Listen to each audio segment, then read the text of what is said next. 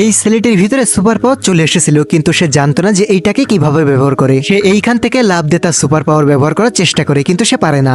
এরপর সে ভেবে দেখে যে যখনই তার উপর আক্রমণ করা হয় তখনই তার সুপার পাওয়ারটা তার কাছে চলে আসে। এই কারণে সে উপর থেকে লাভ দেওয়ার জন্য প্রস্তুত হয়, কিন্তু এই জায়গায় তাকে তার বন্ধুরা বারণ করা সত্ত্বেও সে ছাদ থেকে লাভ দিয়ে দেয়। ঠিক তখনই তার গায়ে সুপার শুটটা চলে আসে। এরপর সে বাড়িতে গিয়ে দেখতে পায় যে তার বাড়ির চারিদিকে এই সিকিউরিটি ফোর্সরা দাঁড়িয়ে আছে। তখন সে সেইখানে গিয়ে তাদেরকে বলে যে আমি তোমাদের জন্য কোনো ভয়ের কারণ নয়, কিন্তু এইখানে কেউই তার কোনো কথা বিশ্বাস করে না এবং তারা তার উপর ফায়ার করতে থাকে এবং সে অনেক বেশি পরিমাণে ভয় পেয়ে যায়। পরক্ষণে সে জানতে পারে যে সে বুলেট প্রুফ ছিল। এরপর সিকিউরিটির কমান্ডার যখন তাদেরকে নির্দেশ দেয় যে ছেলেটির পরিবারের উপর গুলি চালাতে, ঠিক তখনই সেই ছেলেটি তার পরিবারের সামনে ঢাল হয়ে দাঁড়ায়। এরপর সে যখন তার অ্যাসিস্ট্যান্টকে বলে এই আপদগুলোকে তাড়াতে কি করতে হবে, ঠিক তখনই তার হাতে একটি শুটিং করা গান চলে আসে এবং সেই গানটা তাদের দিকে ফায়ার করতে থাকে। এরপর তার পরিবারের সবাই যখন সেই গান থেকে সরে যেতে থাকে, ঠিক তখনই তার বাবার গায়ে গুলি লাগে। এরপর সে যখন তার বাবাকে বাঁচানোর জন্য তার বাবার দিকে যেতে থাকে,